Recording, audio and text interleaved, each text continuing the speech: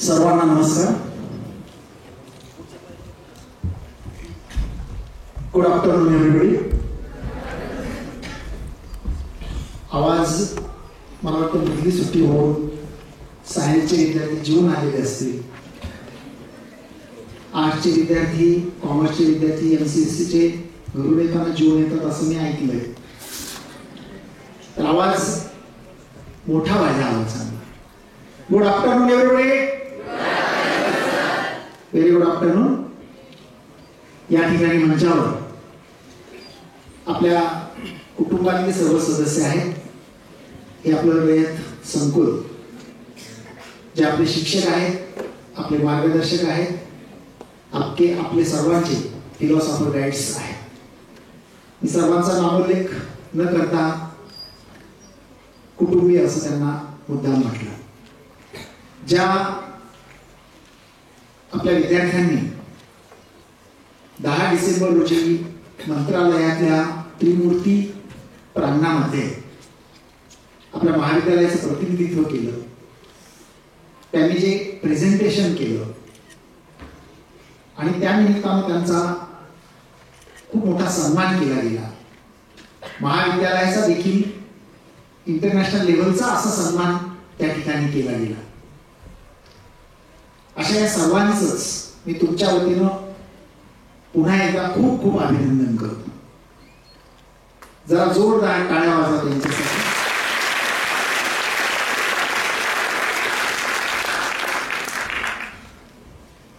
त्यांनी तिथं जे प्रेझेंट केलं ते खरं तर ड्रेपरीमध्ये, युनिफॉर्म मध्ये, मेकअप मध्ये होतं.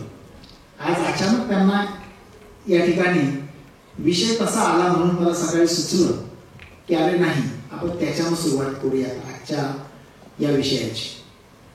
याची गरज का आहे आणि आज अचानक या विषयावर तुमच्या समोर येण्याची आवश्यकता का भासली हे तुमच्या सर्वांच्या लक्षात यावं. खूप चांगली सुरुवात त्यांच्या त्या मुखनाट्यानं झाली.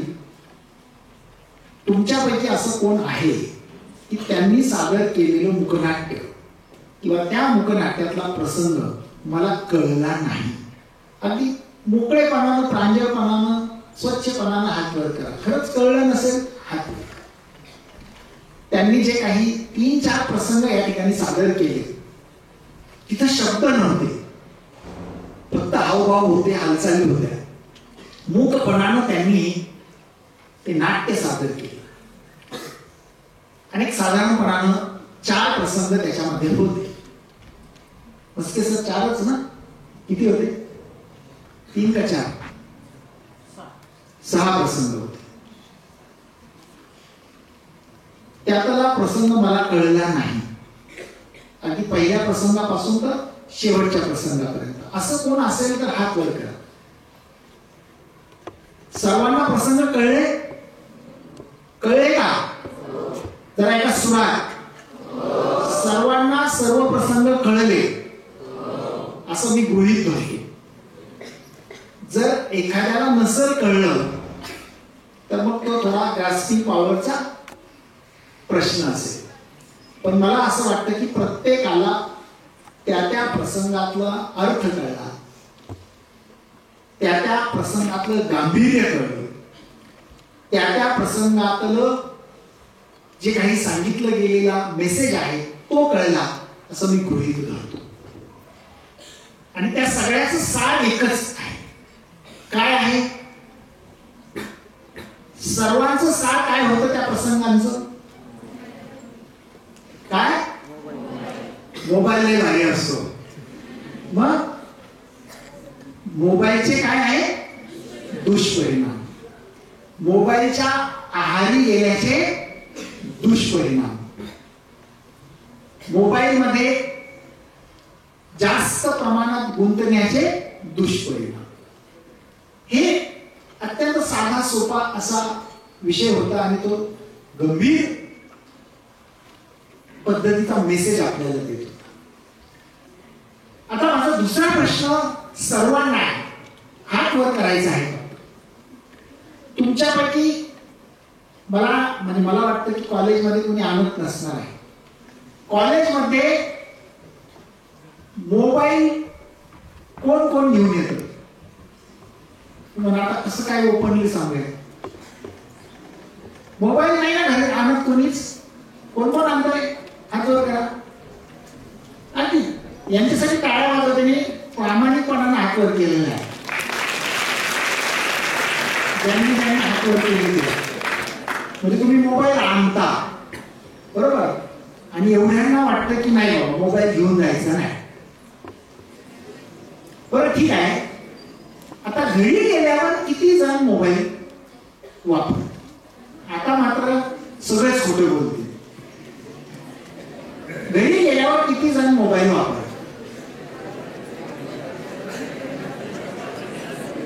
ज्यांनी हात वर केला नाही मला जरा डाऊट आहे. म्हणजे 99% आपण घरी गेल्यावर मोबाईल, जसं आज आपण जेवण करताना त्याच्यामध्ये जर मीठ नसेल तर ते जेवण आळणी लागतं, तसं जीवन जगत असताना जर मोबाईल नसेल तर आपण जगूच शकत नाही, अशी आपली मानसिकता झाली आहे. त्याला तुम्हीच नाही, मी पण अपवाद नाही. मागच्या आठवड्यामध्ये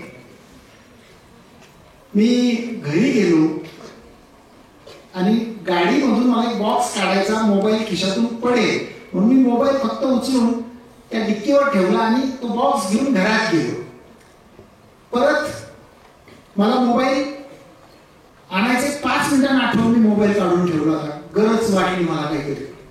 जाऊन पाहतो तो जागेवर मोबाईल नाही. मी 1 तास अस्वस्थ होतो. मोबाईल गेला कुठं. मोबाईल हरवल्यामुळे अस्वस्थ नव्हतो. हातात मोबाईल नाही. आता कुणाचा मेसेज आलेला असेल, अरे कुणाचा फोन आलेला असेल तर काय, अरे असं कसं, खूप अस्वस्थ होतो. तर आमच्या अपार्टमेंट मधल्या वॉचमन बाईने मुद्दाम माझी मस्करी केली होती. तो मोबाईल मुद्दाम तिथून उचलला होता आणि घरात ठेवला होता. चोरला नव्हता बरं का, घरात ठेवला होता. माझी मस्करी केली होती. आणि आमच्या घरच्यांना सांगितलं माझ्याकडे मोबाईल आहे सरांचा, आता पाहू आपण मम्मा किती त्यांच्या लक्षात राहत. पण सांगायचं तात्पर्य, मी 1 तासभर प्रचंड अस्वस्थ होतो. प्रचंड म्हणजे इतकं आपल्या जीवनामध्ये ह्या मोबाईलचं आता स्थान झालेलं आहे. भाजीत जर मीठ टाकलं नाही तर जेवण बेचव लागतं, आळणी लागतं. एखादा दुसरा घास खाऊ आपण पण नंतर खाऊ असं वाटत नाही. तशी आज मोबाईलच्या आपल्या जीवनामधली एक परिस्थिती निर्माण झालेली आहे, स्थान निर्माण झालेलं आहे, महत्व निर्माण झाले. मग मला एक सांगा, भाजीमध्ये जर एक वाटीभर मीठ टाकलं तर भाजी कशी लागेल? खाताल का? हा, एक घास सुद्धा जाणार नाही. मग तसं आता मोबाईलचं झालेलं आहे. मिठाशिवाय भाजी आळणी होते हे बरोबर आहे, पण त्याच्यात किती वापरावं याला पण काहीतरी लिमिट असतं की नाही. पण आज आपण अनलिमिटेड झालेलो आहोत सगळेच. म्हणजे मी पण अपवाद नाहीये म्हणून सांगतोय. आज आपण सगळे अनलिमिटेड झालेलो आहोत त्या बाबतीत. आणि मग प्रमाणापेक्षा जास्त मीठ वापरल्यामुळे जसं भाजीची सगळी चव गेलेली असते, तसं आयुष्याची चव वेगवेगळ्या पातळीवर, वेगवेगळ्या टप्प्यावर, वेगवेगळ्या पद्धतीने जाताना दिसते. मला असं वाटतं की तुम्ही सगळे आता 17 आणि 18 या वयोगटाच्या सीमारेषेवर आहात. आमचं सोडाव, आमचं आयुष्य जगून झालेलं आहे. म्हणजे जे काही आम्हाला आयुष्यामध्ये अचीव करायचं होतं ते सगळं अचीव झालेलं आहे. जो काही घर संसार, मुलं बाळ, जे काही आपलं इच्छित असतं ते साध्य झालेलं आहे. आता आम्ही परतीच्या मार्गाला लागलेलो आहोत. आमचं सोडा, पण तुम्ही 17 आणि 18च्या उंबरठ्यावरचे सगळे आहात की तुमचं अजून खूप काही व्हायचं आहे. तुम्हाला खूप मोठा लांबचा पल्ला गाठायचा आहे. अजून खूप दीर्घ पल्ल्याचा असा प्रवास तुमचा आहे. आणि तो प्रवास जर सुखकर व्हायचा असेल, आनंददायी व्हायचा असेल, यशस्वी व्हायचं असेल तर आपल्याला काही गोष्टींच्या बाबतीत आज काहीतरी ठरवायची वेळ आली आहे. म्हणून मी आज या ठिकाणी उभा आहे.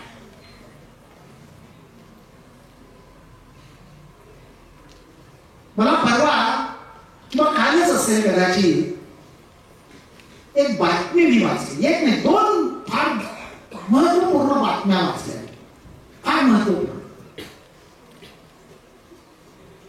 त्यामध्ये एक बातमी क्रीडा क्षेत्राशी संबंधित होती आणि दुसरी एक बातमी एक पायलट झालेल्या मुलीशी संबंधित होती. एक 18 वयोगटाची मुलगी, तिचं मसायरा का काहीतरी असं नाव आहे, पहा तुम्ही सर्च करून कोण आहे. 18व्या वर्षी ती व्यावसायिक पायलट झाली म्हणून तिचा सत्कार केला गेला. जगातली सगळ्यात तरुण पायलट म्हणून तिचा गौरव झाला. व्यावसायिक पायलट, नुसती पायलट नाही, व्यावसायिक पायलट.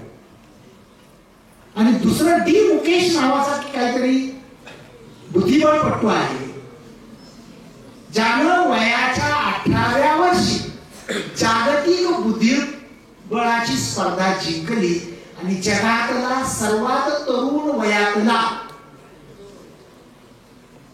जगज्जेता बुद्धिबळपटू म्हणून त्याची नोंद झाली. विशेष म्हणजे दोघंही 18 वर्षाच्या वयातले. म्हणजे आजचा विश्वनाथन आनंद जो आहे हा जागतिक विजेता आहे सलग 6 वेळा. त्याचा विक्रम कोणी मोडला नाही, पण तो पहिल्यांदा झाला तो 22व्या वर्षी जगज्जेता. आणि अजून जगात 18व्या वर्षी कोणी जगज्जेता झालेलं नव्हतं. आणि विश्वनाथ आनंद नंतर या भारताला पुन्हा त्या ताकदीचा बुद्धिबळपटू मिळेल की नाही असा प्रश्न आम्हा भारतीयांना होता. ही वस्तुस्थिती आहे. पण हा प्रश्न, त्याच्या संबंधातली शंका खोडून काढली, मोडून काढली तुमच्या वयातल्या डी मुकेशनं. मी ही 2 उदाहरणं सर ताजी आहेत, बातमीतली आहेत म्हणून तुमच्या पुढे मांडली. कालच्याच बातमीत ते वाचलेलं होतं की ज्या वयावाटातून तुम्ही आता जात आहात, आयुष्याच्या एका महत्वाच्या अशा वळणावर तुम्ही आहात की जे तुमचा पुढील आयुष्याचा प्रवास कोणत्या दिशेनं आणि कसा होणार आहे हे ठरवणारं वळण आहे. आपल्या आयुष्यात वेगवेगळ्या प्रकारची वळणे येतात, वेगवेगळ्या प्रकारचे टप्पे येतात आणि योग्य वळणावरून योग्य पद्धतीनं गाडी जर वळली नाही तर कदाचित ती गाडी पटरीवरून खाली जाण्याची, रस्त्यावरून खाली जाण्याची शक्यता असते, दिशा तिची चुकण्याची शक्यता असते. आणि अशा एका वळणावर तुम्ही आहात, तुमच्या आयुष्याची गाडी त्या वळणावर आहे. म्हणून असं वाटलं की आज आपल्याला मुलांपुढं उभं राहणं आवश्यक आहे.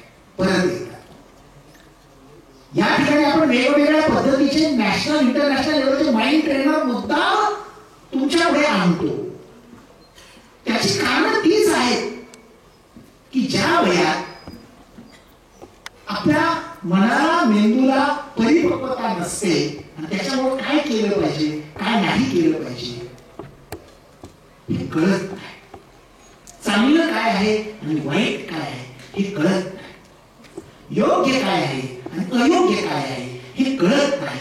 असं एक वळण आहे जे 11वी आणि 12वीच्या वर्गात शिकणाऱ्या मुलांचं असतं. आणि जर या काळामध्ये हे जर कळलं नाही तर आयुष्याचा पुढचा जो 60, 70, 80 वर्षाचा प्रवास आपला होणार असतो तो एक अयशस्वी, दुःखी किंवा संघर्षाचा, विवंचनेचा, समस्यांचा अनेक अशा काट्यांनी भरलेला तो प्रवास असतो. आणि म्हणून योग्य वेळी, योग्य वयात योग्य काय आहे हे सांगण्यासाठी आपण चांगल्या चांगल्या पद्धतीची माणसं महाविद्यालयात आणली पाहिजे, त्यांना तुमच्यापुढे प्रेझेंट केलं पाहिजे. तुम्हाला काय योग्य आणि काय चांगलं हे सांगून तुमच्या आयुष्याला दिशा दिली पाहिजे. यासाठी महाविद्यालयाचा सातत्याने प्रयत्न असतो. सोमवारी आपण पुन्हा एकदा, आता जस्ट मला 15 मिनिटापूर्वी कन्फर्मेशन आणि त्याचा फोन आला म्हणून मी म्हटलं की पहिले ते सांगून टाकावं, मी विसरून जाईल. सोमवारी आपल्याला कला असो, वाणिज्य असो किंवा एमसीडीसी असो किंवा सायन्स असो आपल्याला सकाळी 10च्या आधी महाविद्यालयात यायचं आहे, याच सभागृहामध्ये यायचं आहे. आपण त्याच दिवशी पालकांच्या समवेत एक सहविचार सभा ठेवलेली आहे. पालकांशी सुद्धा हितगुज करायला आम्हाला फार आवडतं. पालकांच्या मनात अनेक प्रश्न असतात, अनेक शंका असतात, त्याचंही निरसन आपण केलं पाहिजे. आपण ऑलरेडी एक ओपन हाऊस प्रोग्राम ठेवला आहे, पण योगायोगानं मला जस्ट एक कन्फर्मेशन आल्यामुळे म्हटलं काय खूप म्हणजे ज्याला आपण दुधात साखर म्हणूयात असं घडलंय. राजमोहन काळे नावाचे एक इंटरनॅशनल लेव्हलचे माइंड ट्रेनर आपल्याकडे 2 वर्षापूर्वी येऊन गेले आणि ते एका विवाह प्रसंगाच्या निमित्ताने येत आहेत आणि त्यांना काही एक वेळ मागितलेला होता. त्यांनी तो म्हणजे त्याला त्यांनी संमती दिली आणि थांबायला ते तयार झाले आणि मी महाविद्यालयातल्या मुलांसाठी उद्या या ठिकाणी आल्यावर थांबेल आणि मी परवा मुलांसमोर प्रेझेंट होईल. इंटरनॅशनल लेव्हलचा हा जो माइंड ट्रेनर आहे हा 1 तासाला बोलण्यासाठी 1 लाख रुपये देतो. त्याने त्याच्या ज्ञानाच्या आणि संभाषण कौशल्याच्या आणि अभ्यासाच्या बळावर हे स्वतःचं एक वेगळं अस्तित्व तयार केलेलं आहे. पण तो आयुष्याला एक वेगळी दिशा देणारा माणूस आहे, आयुष्याला एक नवी दृष्टी देणारा माणूस आहे, आपला माइंडसेट जो आहे तो घडवणारा हा माणूस आहे. अशा एका माणसाचं आपल्याला मार्गदर्शन ऐकण्याची सुवर्ण संधी या ठिकाणी आपल्याला लाभते आहे. तुम्ही भाग्यवान आहात बाळांनो. माझ्या स्वतःच्या मुलासाठी एका वर्कशॉपसाठी मी गेली 1 वर्ष त्यांची अपॉइंटमेंट मागतोय, पण बिझी असलेला हा माणूस आहे. पण आपल्यावरील प्रेमापोटी तो माणूस उद्या थांबायला तयार झालेला आहे.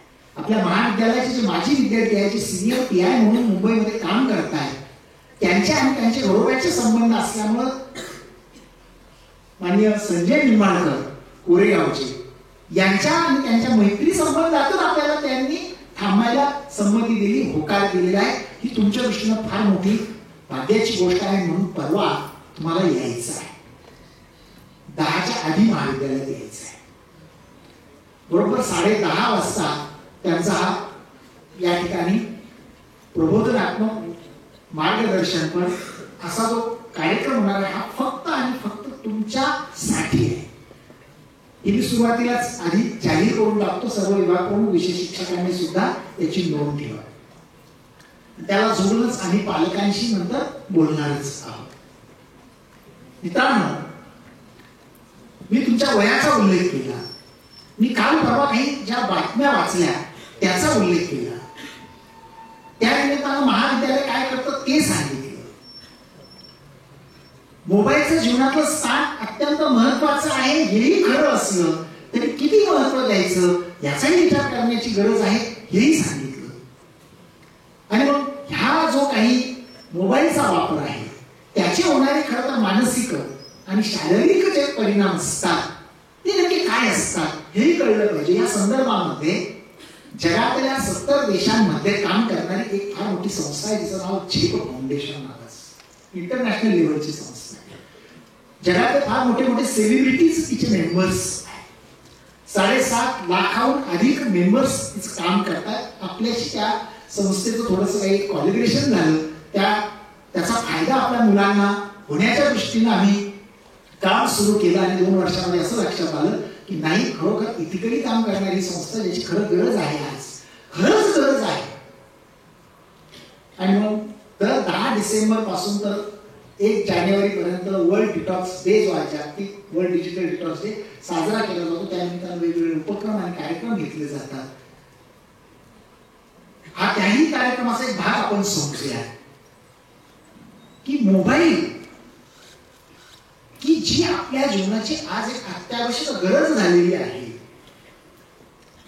पण ती अनावश्यक ठरू आहे. मायक्रोसॉफ्ट कंपनीचा फाउंडर कोण आहे माहिती आहे का? मायक्रोसॉफ्ट कंपनीचा फाउंडर कोण सांगेल? हात वर करून सांग मला.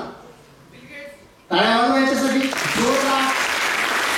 तुम्ही सजग आहात, तुम्ही जागे आहात, तुम्ही सजग आहात, जागे आहात, जागृत आहात याचा पुरावा सगळ्यात लास्ट बेंचला बसल्यामध्ये हात कॉन्फिडंटली वर केला माहित होतं. बिल गेट्स आणि ऍपल कंपनीचा फाउंडर कोण आहे?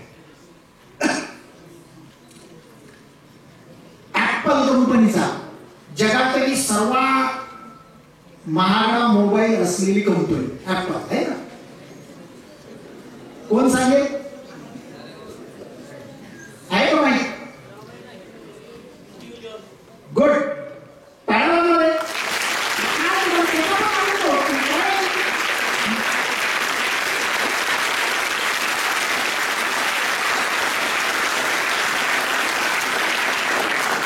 माणसाच्या स्वभावाचं वैशिष्ट्य सांगू का तुम्हाला? माणूस एखाद्याच्या घरात दुःखद घटना घडली ना, तर सांत्वन करणं याच्या इतकी सोपी गोष्ट कुठलीच नाही.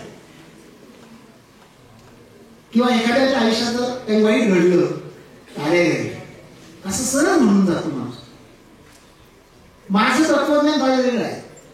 दुःखामध्ये सहभागी होणं फार सोपं असतं, दुसऱ्याच्या सुखात सहभागी होणं फार अवघड असतं. असं मी माझं तत्वज्ञान बनवलेलं आहे आणि जगाचा तो नियम आहे. माणसाला दुसऱ्याच्या आयुष्यात निर्माण झालेलं एखादं सुख पचत नाही, पावत नाही, त्याच्या आनंदात सहभागी व्हावंसं वाटत नाही. हा मानवी स्वभावाचाही गुणधर्म आहे का? शेजाऱ्याच्या घरामध्ये एखादं संकट आलं ना, मला कुकडे फुटतात आपल्याला खूप, पण त्याच्या घरात लॉटरी लागली तर मला दुःख होत आहे. आणि आपल्या एखादा मित्र छानपैकी उत्तर देते, जोरदार काय वाजवेल, काय होतं वाजवा परत एकदा काय बोलणार.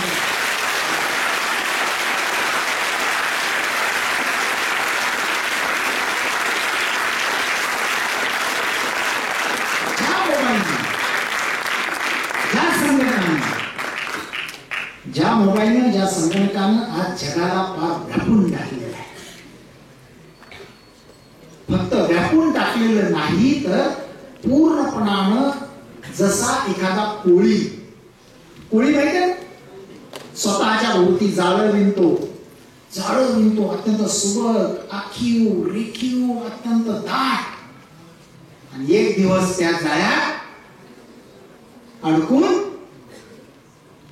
तसं आज संपूर्ण जगाच्या भोवती कोळ्यानं विणल्यासारखं मोबाईलचं, त्याच्या अंतर्गत असलेल्या वेगवेगळ्या सोशल मीडियाचं एक गुंतागुंतीचं जाळं तयार झालेलं आहे. सगळं जग व्यापलं गेलेलं आहे, सगळं जग. आणि मग ऍपल सारख्या मोबाईल कंपनीचा मालक, फाउंडर, की ज्या मोबाईलनं सगळ्या जगाला व्यापून टाकलेलं आहे, आणि मायक्रोसॉफ्ट कंपनी सारख्या कंपनीचा मालक बिल गेट्स आणि मग तो स्टीव्ह जॉब्स, जगातले सर्वात श्रीमंत असे हे दोन ग्रस्त आहेत. यांना एकदा मुलाखतीमध्ये एक प्रश्न विचार की तुम्ही तुमच्या कुटुंबाच्या अनुषंगानं, मुलांच्या पालन पोषणाच्या अनुषंगानं तो प्रश्न होता, तर तुम्ही काय करा?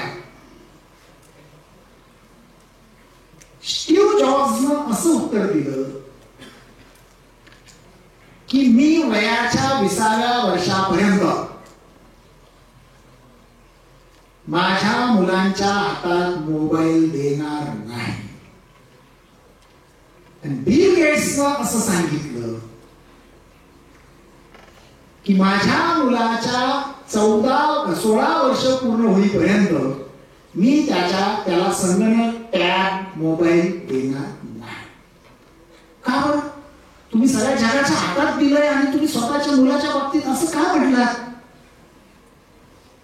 विचार करण्यासारखा हा प्रश्न आहे.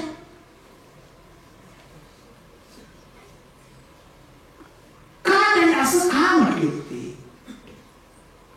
आज तर जगातल्या अगदी भिकाऱ्याकडे सुद्धा मोबाईल आहे, आणि माझ्या मुलांच्या हातात मी या वयापर्यंत देणार नाही असं त्यांचं म्हटलं. का त्यांची गरिबी आहे का न द्यायला? हो, कोण हो म्हटलं? तुझी तर छान खूपच गरिबी दिसते.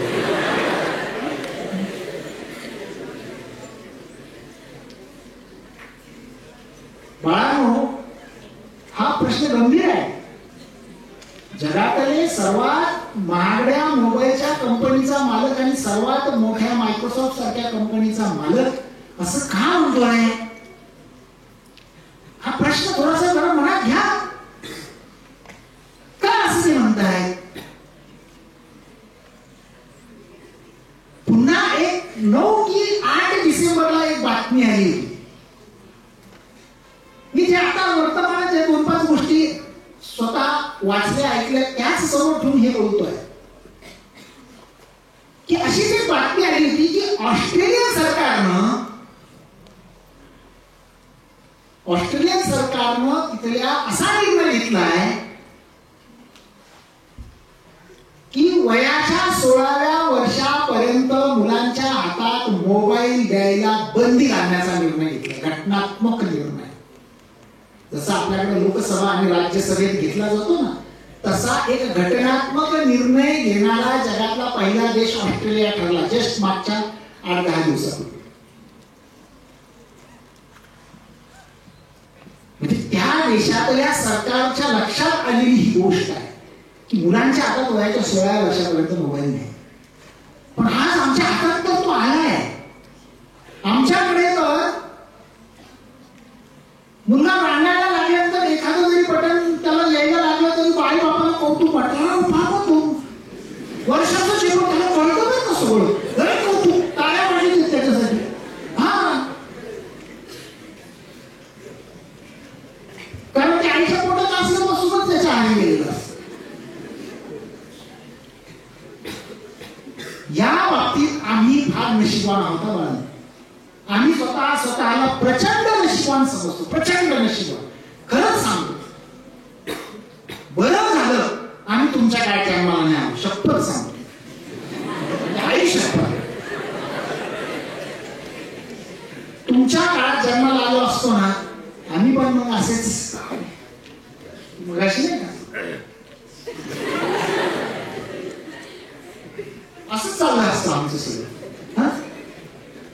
असं चाललं असतं. मानसिक आरोग्य आम्ही आवरून बसलो, पूर्णपणे आवरून बसलो. पूर्णपणाने आम्ही मानसिक, म्हणून आम्ही नशिबान का आहोत. माझ्या हातामध्ये पहिला नोकियाचा मोबाईल, त्यावेळी 4,500 रुपयाचा काहीतरी होता, ज्याच्यात कसं सोशल मीडिया व्हिडिओ असं काही नसायचं. असा पहिला मोबाईल माझ्या हातामध्ये आला तो 2004.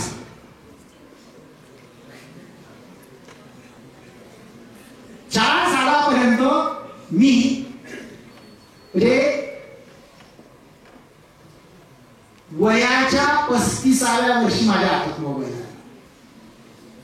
म्हणजे मला आयुष्यामध्ये पुढे जाण्यासाठी जे जे करायचं असतं, जे करण्याचं वय असतं, ते वय माझं निघून गेलं होतं. आणि मी नोकरीच्या क्षेत्रात एका स्थिर जागेवर स्थिर झालो होतो, तेव्हा तो मोबाईल आला.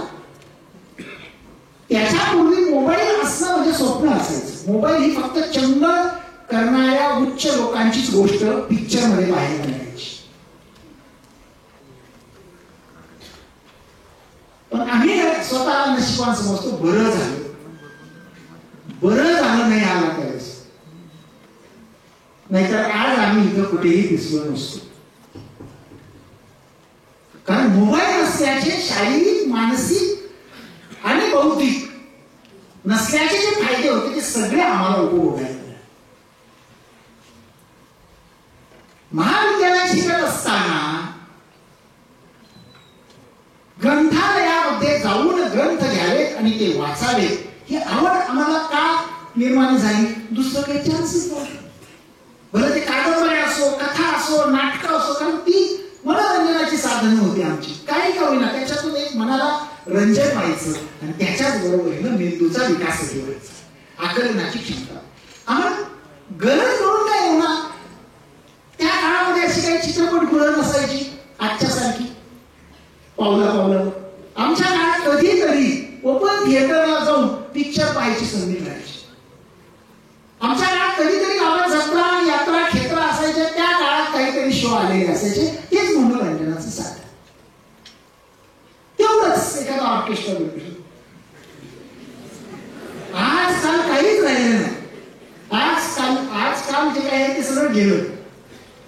आमच्या काळातली मनोरंजनाची साधनं ही होती, टाइमपासची साधनं ही होती.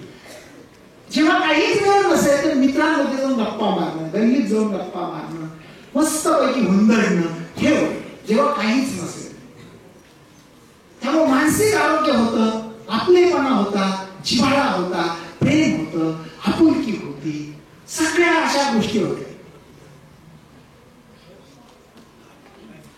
आज सगळे त्या गांधीजीच्या 3 माकडासारखे सगळे त्याच्यात गुंतून पडले. एका घरापासून 4 कोपऱ्यात 4 बसले,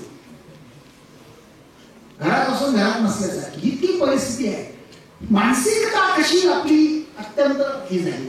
तर आमचं त्या काळात असं सगळं मोकळं ढाकळं जगणं होतं, खरं नॅचरली सगळं होतं.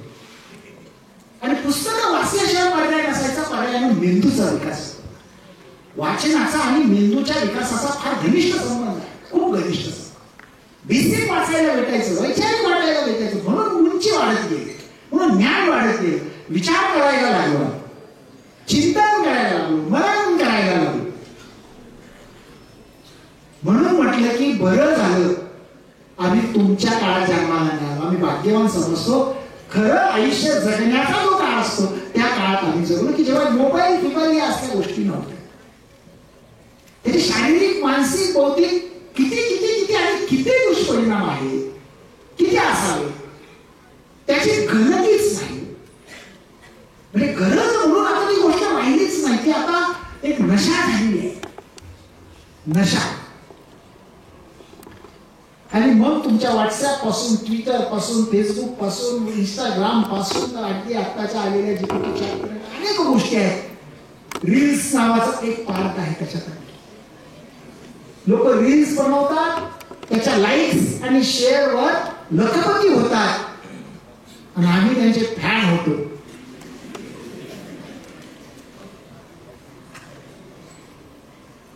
फेसबुकचा जनक मार्क झुकरबर्ग ना, काय नाव त्याचं, त्याला फेसबुकची कल्पना अशीच सुचली. ऑफिसमध्ये वर्किंग चालू असताना त्याच्या ऑफिसमध्ये तो उभा होता आणि मुलं संगणकावर काम करत होता. तो कामामध्ये एवढा गडलेला होता, एवढा गडलेला होता, एवढा गडलेला होता की आपला मालक एवढा मागे उभा आहे तरी त्याचं लक्ष नाही. बॉस त्याला शेजारच्याला सांगितलं, त्याला सांगा मी उभा आहे, तोही नाही. असं काय झालंय बा? आणि मग ते सहज त्यांच्या लक्षात आलं की हा असा काही खेळ चालू यायचा. त्याच्यातून त्यांना फेसबुक नावाची कल्पना सुचली आणि लोक त्या फेसबुक मध्ये स्वतःचा फेस अडकून बसले. म्हणजे तुम्ही काय नाही सगळंच. म्हणजे सोशल मीडिया हे प्रभावी साधन आहे, पण प्रभावी असताना सुद्धा त्यांना अप्रभावी काम करायला सुरुवात केली.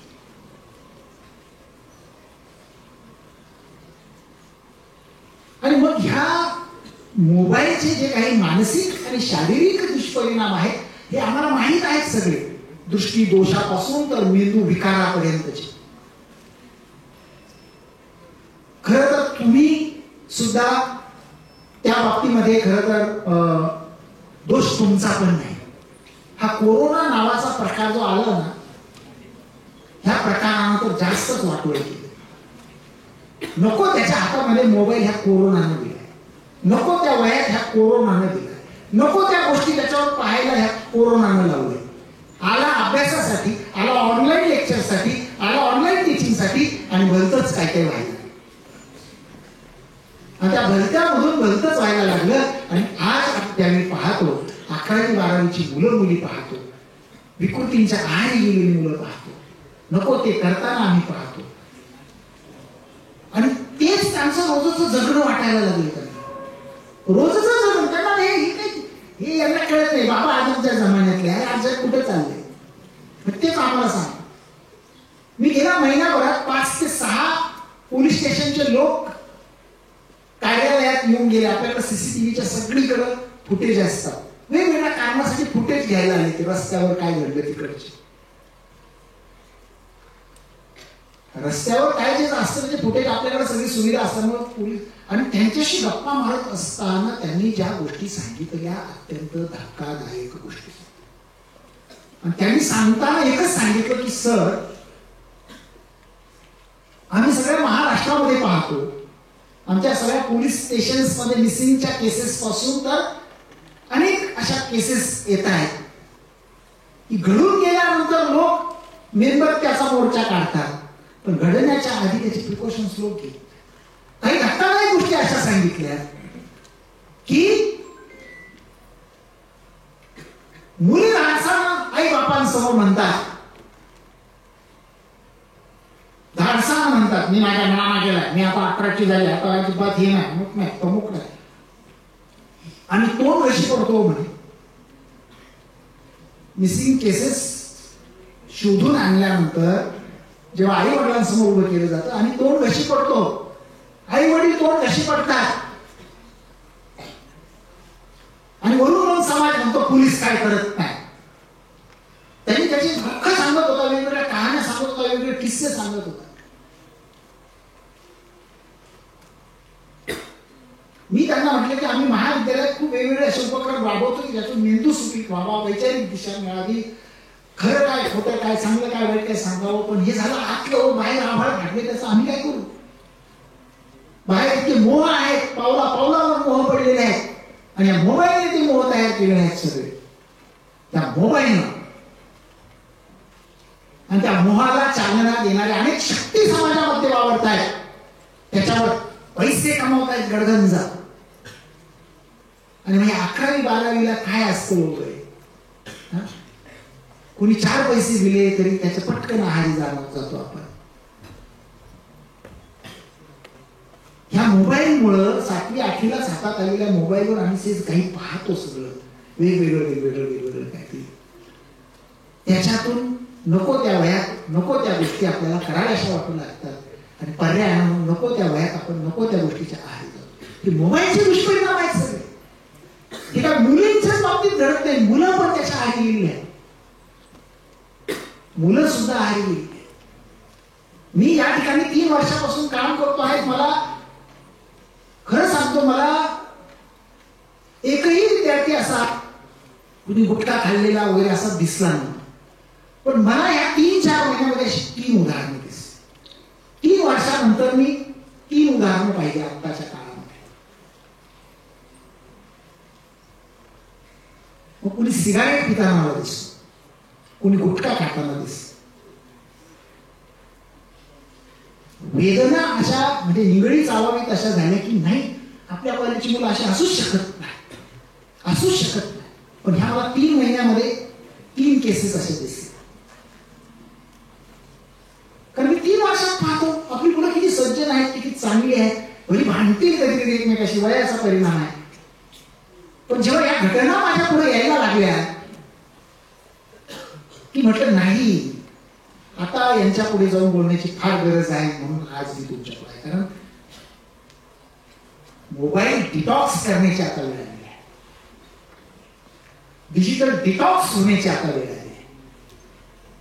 मान्य आहे की विज्ञान तंत्रज्ञानाच्या आणि एआयच्या युगात आपण जगत आहोत, पण त्याच्यातल्या दुष्परिणाम करणाऱ्या गोष्टींच्या जास्त आम्ही आहारी जातोय, आणि चांगलं देणाऱ्या गोष्टी आम्ही विसरतोय, दुर्लक्ष करतो.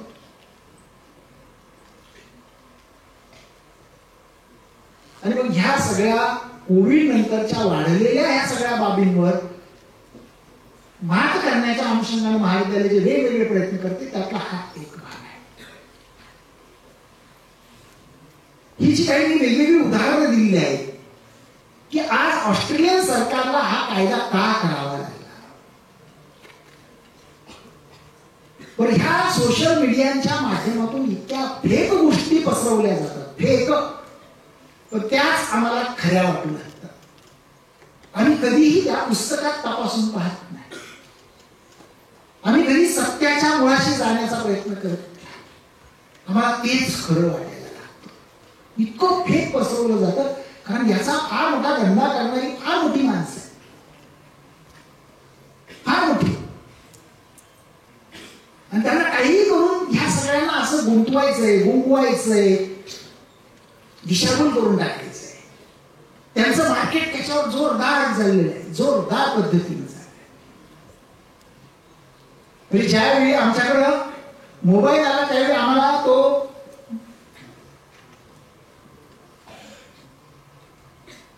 अनलिमिटेड डाटा फ्री आहे ना, अनलिमिटेड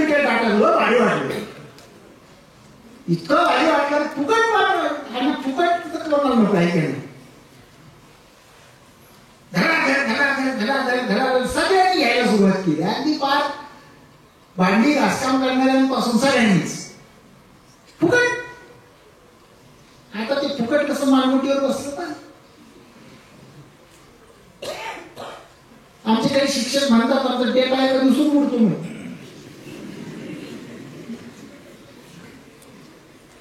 कॉलेजमध्ये जे कामासाठी वापरायचं म्हटलं तर काय एका दिवसात डेटा उडतो. 1.5 GB का काय असतं ते एका दिवसात डेटा उडतो ना. आपण महिन्याचा विचार मांडलेला असतो. काय मार्केटिंग कसं आहे याचे सगळे. पण आता पहा ना, त्यांनी नशाच करून टाकली. तुम्हाला अस्वस्थ मला खरं तर किस्सा सांगायचा राहून गेला, कसा विसरला माहित नाही. माझ्या डोळ्यासमोरची घटना मी स्वतः पाहिलेली आहे या संदर्भात.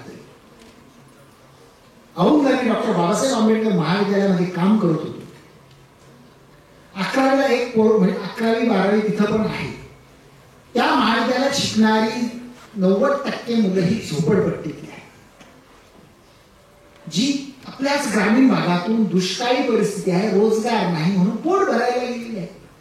कुणाचे वडील वॉचमनकी करतायत, कुणाची आई भांडी घासायला जाते आहे मध्यमवर्गीयांच्या घरी. अशा घरातली ती मुलं आहे. म्हणायला पुण्यातली आहे, पुण्यात राहतात पण काय जीवन जगतात त्यांचं इकडं जगायला साधन नाही म्हणून गेलेली. त्या एका मुलाचा बाप व्यसनी आहे. बायकोचे सुद्धा कामाचे पैसे हिसकून येणार, कायम झिंगले, घरात मारझोड करणार. आई बिचारी भांडे घासायला जाते, 4 ऐवजी 8 घरातली भांडी घासते आणि घर चालवते. आपल्या पोराला शिकवावं असं स्वप्न आहे म्हणून तिने 11वीला त्या आंबेडकर कॉलेजमध्ये त्याला टाकले. पोरगा मित्रांबरोबर आहे, फिरतो आहे, येतो आहे, जातो आहे, सगळं आहे. आणि मोबाईल नावाचं व्यसन. आईच्या तो महाग लागला, आता अँड्रॉइड मोबाईल पाहिजे. 2018 सालातली ही घटना आहे. अँड्रॉइड मोबाईल द्यायचा कुठून त्या माऊलीनं? 20 का 22 25च्या वर किमती त्याच्या त्यावेळेस. साधा मोबाईल आपला तो बटनाचा, तो म्हणणे मला पाहिजेच. आई म्हणे बाप असा तुझा पिऊन येतो, मार झर करतो, आहे ते पैसे हिसकून येतो, कुठून तुला देऊ? आता आहे तो वापर ना बाळा, तू 12वी झाल्यावर 3 तुला मी. पोराचा सांगता पाण्यावर घाला. आणि ह्या पोरानं आईच्या डोक्यात दगड घाला. अँड्रॉइड मोबाईल आईनं दिला नाही म्हणून. ही सत्य घटना मी ज्या कॉलेजमध्ये शिकवत होतो तिथली आहे. पोरगा 11वीच्या वयाचा म्हणजे तुमच्या, म्हणून म्हटलं हे वय द्वार असतं, हे वय वाईट असतं, हे वय नको ते करायला लागतो. तर ह्या वयात भान नसतं जगण्याचं. सांगणारी माणसं जरी असली तरी ते सांगणार बाबा आमच्या जगातले काय कळतंय, जगात काय चाललं समजत.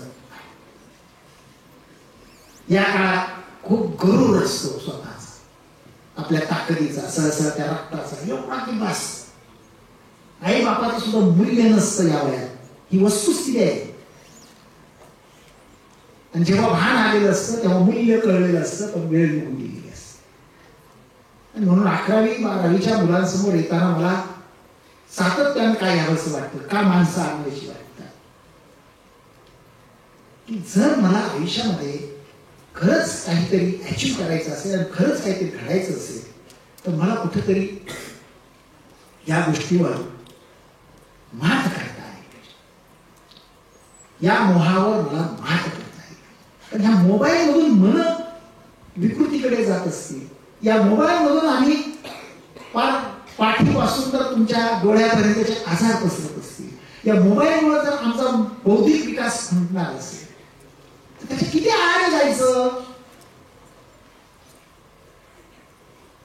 जर आपलं शरीर शुद्ध झालं नाही असं समजा, 8 ते 10 दिवस मलमूत्र विसर्जन आपलं झालंच नाही, गृहीत धरा, झालं नाही तर काय?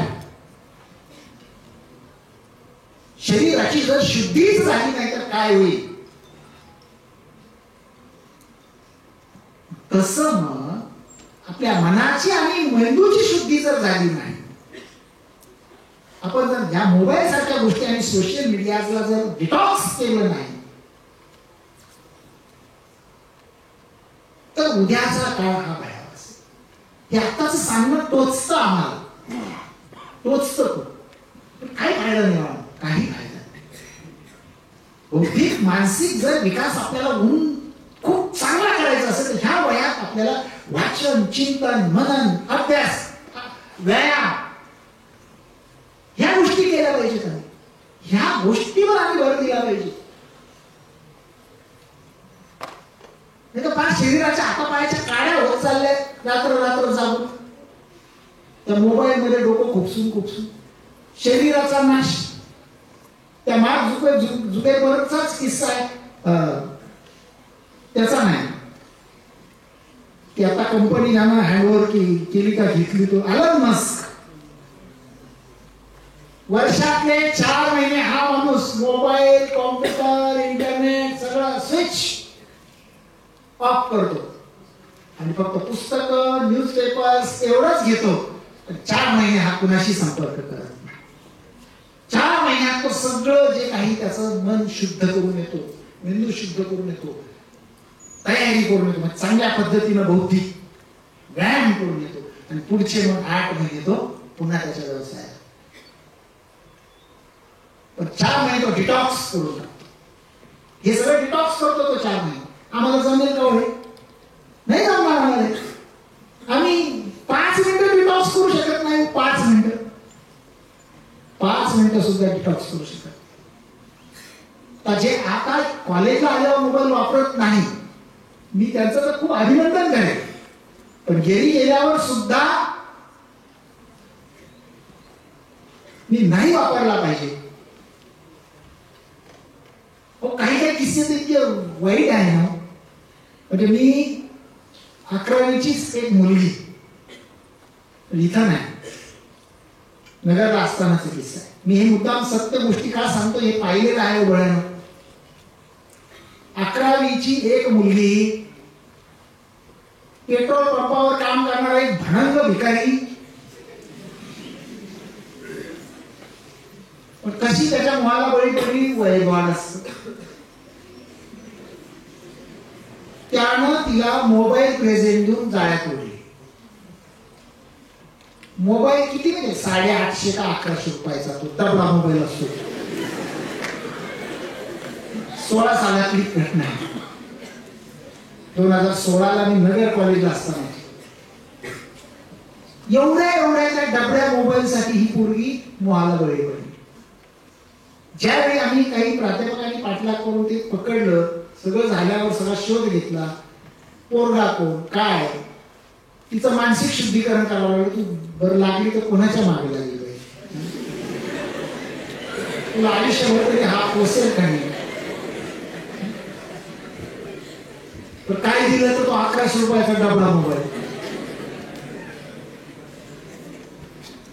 किती आम्ही फुटकळ झालो, किती स्वस्त झालोय. अरे या निसर्गानं दिलेलं आयुष्य इतकं महाग आहे. माणसाचा जन्म हा जगातला सर्वात मूल्यवान जन्म आहे, जो परत मिळत नाही. आणि आम्ही अमूल्य करून टाकतोय त्याला इतक्या फुटकळ गोष्टीसाठी. आम्हाला आपल्या आयुष्याचं मोल नाही.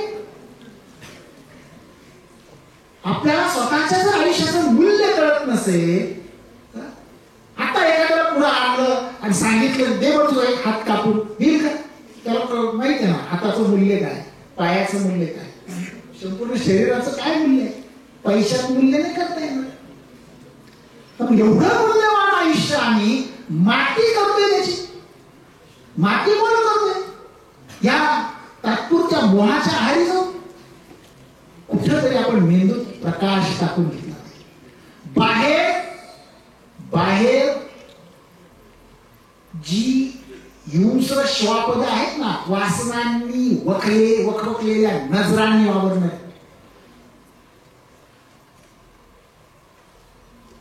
ज्यांच्या नजरा ह्या वासनांनी वखवकलेल्या आहेत, ही हिंस्र श्वापद आपल्याला नीट जगू नाही देत. त्यांच्या सगळ्यांच्या नजरा ह्या कोवळ्या पोरींवर पडायला लागल्या. त्यांना आपल्या जाळ्या तोडण्यासाठी नाही ते प्रयत्न होऊ लागले. एखादी जाळ्यात आलेली असेल तर तिच्या माध्यमातून दुसरीला जाळ्यात आणणं, तिसरीला आणणं, चौथीला आणणं, अशी चैन तयार व्हायला लागलेली आहे. आणि हे लोक आता आपल्या ग्रामीण भागात जर पोहोचलं तर हे आवरता आवरणार नाही. शहरांमध्ये तर सर्रास सुरू झाले, पण आता ग्रामीण भागात जर हे लोन आलं तर मात्र मग कोणी कुणाला आवरू शकत नाही.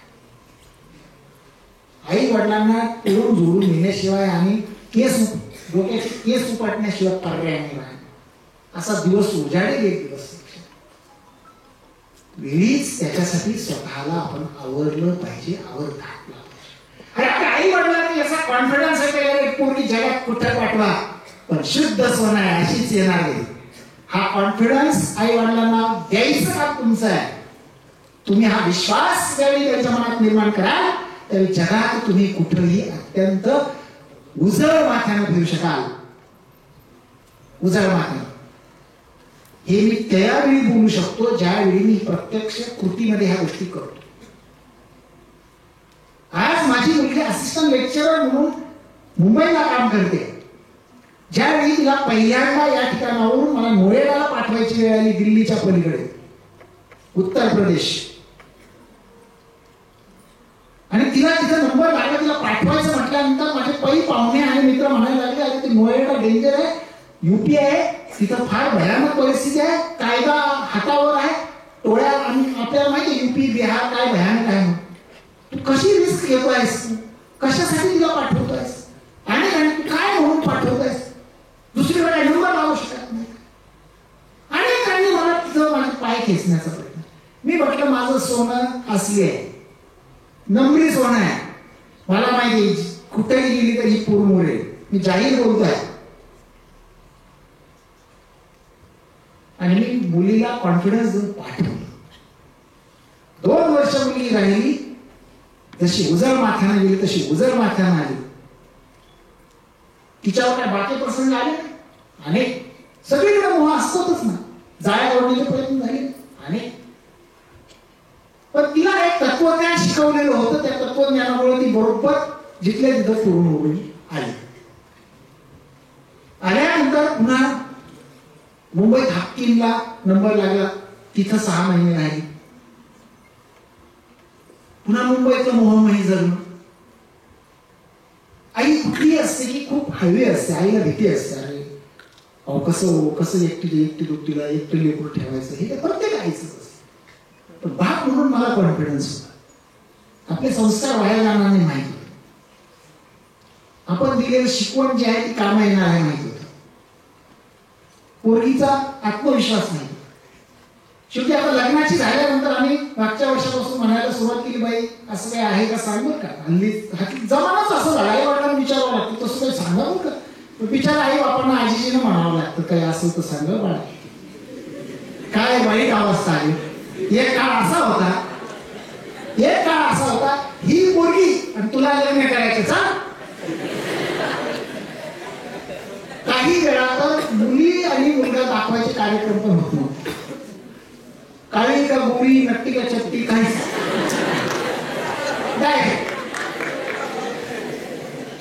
पण असा आई वडिलांना आजीशीला म्हणावं लागतं, बाई काय असं तर सांग बरं का.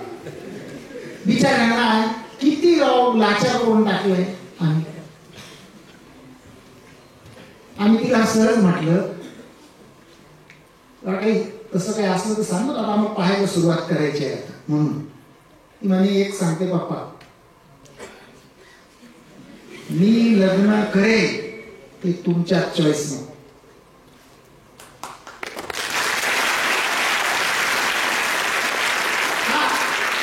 तिला सुद्धा बापावर तेवढाच विश्वास आहे, हा माणूस आपलं वाटोळं करणार, हा माणूस करणार तर आपलं चांगलंच करणार. मी मुद्दा माझं उदाहरण का देतो, मी नैतिक अधिकार मला आहे तुम्हाला बोलण्याचा, म्हणून मी हे बोलतो आहे, म्हणून मी हे तुम्हाला सांगतो आहे. म्हणून बाळांनो, आपल्या आई बापाची मान आपल्या वर्तनानं, मी फक्त मुलींना बोलत नाहीये, तुम्हाला वाटत असेल बरं चाललंय उकळ्या फुटत असतील, तुम्हाला सुद्धा बोलतोय. तुमच्या आई बापाची मान तुमच्या वर्तनामुळं खाली नाही गेली पाहिजे. मी फक्त हे नैतिक वर्तन म्हणतोय असं नाहीये, अनेक गोष्टी आहेत त्याच्यात, हिंसक आहे, मारामारी आहे, सगळंच आहे. अरे हे तुमचं घडायचं वय आहे, हे शिकायचं वय आहे, हे पुन्हा आपल्याला जे मोठं व्हायचं आहे त्याची पायाभरणी करण्याचं वय, हे पेरण्याचं वय आहे. तर ती उद्या उगवून येईल, लक्षात घ्या. आणि म्हणून तुम्हा सर्वांनाच मी या ठिकाणी एकच संदेश देतो, मोबाईल हा फक्त एक नाममात्र निमित्त मात्र जरी विषय असला तरी त्या सगळ्याचा संबंध, आजच्या ह्या सगळ्या बोलण्याचा संदर्भ जे सध्या जगात चाललंय त्या दृष्टीनं आपल्याला आपलीच काळजी आपली स्वतःला घेण्याची वेळ आता आलेली आहे. आणि हे सांगण्यासाठी आपण आज एकत्र आलेलो होतो. मी या ठिकाणी इंटरनॅशनल डिजिटल डिटॉक्स डेच्या निमित्तानं पुन्हा एकदा तुम्हाला आव्हान करतो, सोशल मीडियाच्या अतिरिक्त आहारी जाऊ नका. मोबाईलवर किती थांबायचं किती नाही थांबायचं त्याचं काहीतरी एक भान ठेवा. आणि मेन काय आहे, आता आपण तुम्ही 11वीला आहात, तुम्ही 12वीला आहात, एक महत्वाचं वळण देणारं हे वय आहे आणि हा टप्पा आहे. आपण आपल्या पुढच्या दृष्टीनं जे आपल्याला घडायचं त्या दृष्टीनं जी पायाभरणी करायची आहे, जे परिश्रम करायचे आहे त्याच्यावर फोकस करा, एवढंच आव्हान या निमित्तानं करतो. आणि सोमवारी फार सुंदर असं तुमच्या आयुष्याला एक नवं वळण देणारं असं मार्गदर्शन या ठिकाणी आहे. सर्वांनी 10 वाजेपर्यंत महाविद्यालयात त्या दिवशी यायचं आहे असं आव्हान करून सांगतो. धन्यवाद. जय हिंद.